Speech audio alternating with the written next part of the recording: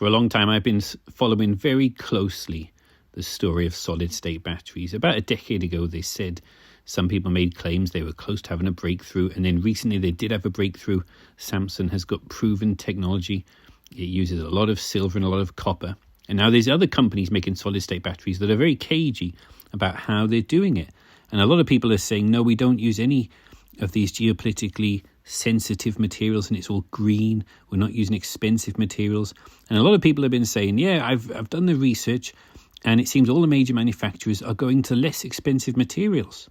Yeah, I think that is true. They're going to copper and silver, which are less expensive, but they are rare. But you could argue they're less geopolitically sensitive, but I would say in the future they will be geopolitically sensitive because China has put a ban on exporting silver. America has put silver on their strategic stockpile list. But anyway, I've had a lot of criticism. I've said I think silver will go up because of this breakthrough with solid-state batteries. And one of my main critics, this guy from Mind of Steel, listen to what he says here.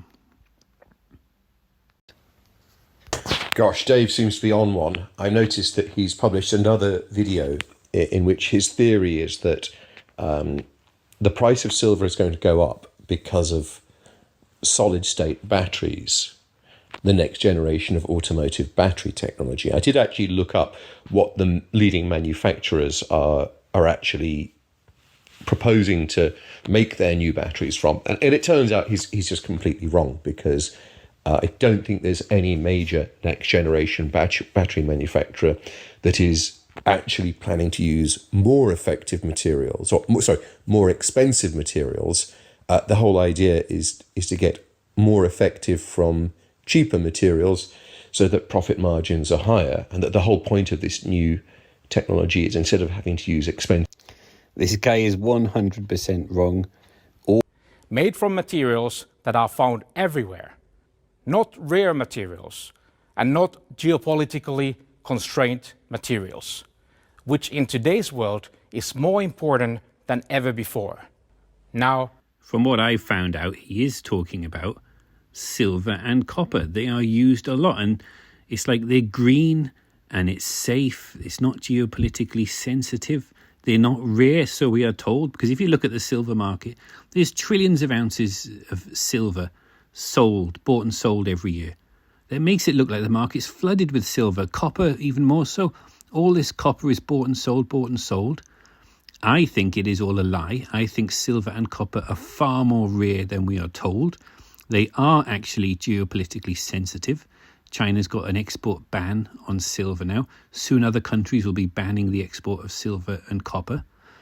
And it is a lie to say that it's green and we can keep trashing away these sensitive materials. 2.5 volts near empty and 4.5 volts near full. Other companies working on solid state keep them under pressure so that the layers maintain good contact performance. I did a video on this with Scheffler, but you heard his answers. It was a little ambiguous, but I took that as a no requirement for them. Donut definitely does not want to talk about chemistry, but in their press release they said it's made entirely from abundant, affordable, and geopolitically safe materials. All right, I'm going to take that to mean cobalt is out. It's highly concentrated in the Congo. Most solid-state batteries remove graphite as the anode material and use lithium metal anode for exceptional energy density. High nickel content also juices NMC batteries. But do lithium and nickel meet the abundant, affordable, and geopolitically safe criteria? Manganese certainly does. It's dirt cheap, so is sodium. For now, it's a mystery. Solid-state batteries feature better cold temperature performance. So for now, it's a mystery. How have they had this incredible breakthrough, this impossible battery? I mean, the stats are absolutely incredible. It's going to change the world. Any device that uses batteries, you've got such an amazing technology here now, if it's right. But the mystery is, how are they achieving this?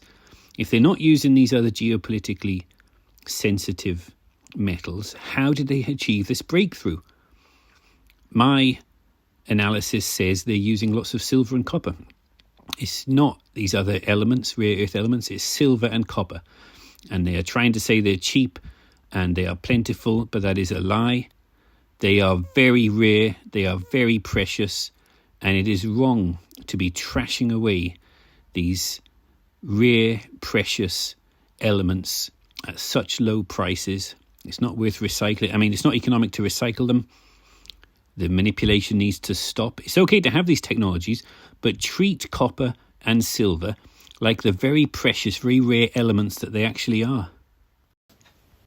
I'm going to play this short clip of someone who completely misunderstands and does not get the one planet movement, and then I'm going to talk about it. Listen to this. I got about 1.5 minutes into this one. So it seems that Dave's theory is that instead of using silver and copper industrially, which of course is the most important use of these substances, we should instead hoard them like Scrooge McDuck as some kind of, I guess, like tangible demonstration of wealth.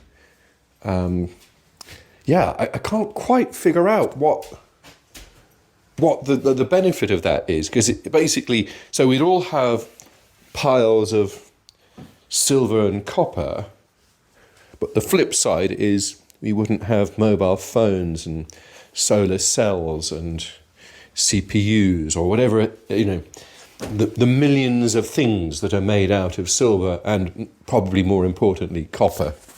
I think this guy just answered his own question. It's obvious to see where he's wrong. We can still have these technologies, but silver and copper need to be treated like the precious, valuable, rare resources that they are. They need to be stopped being trashed away at such cheap, low prices, like they are very plentiful, which they are not, and we are running out, and the manipulation needs to stop. It doesn't raise the cost of these materials that much. If silver went up 10 times or even 100 times, it doesn't make it unaffordable to have these technologies, but they would be more precious. We wouldn't just throw away a phone, throw away a laptop. They would be a lot more precious, and recycling would become economic. At the moment, it's not economic. Silver is like £2 per gram. That is uneconomic to retrieve. Once it goes to £200 per gram, then it is economic to retrieve. So the One Planet movement is all about being kind to our Mother Earth.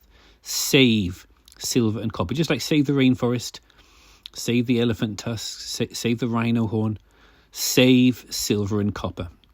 You're doing a lot of good to your family. It's a protection for your family. Save silver.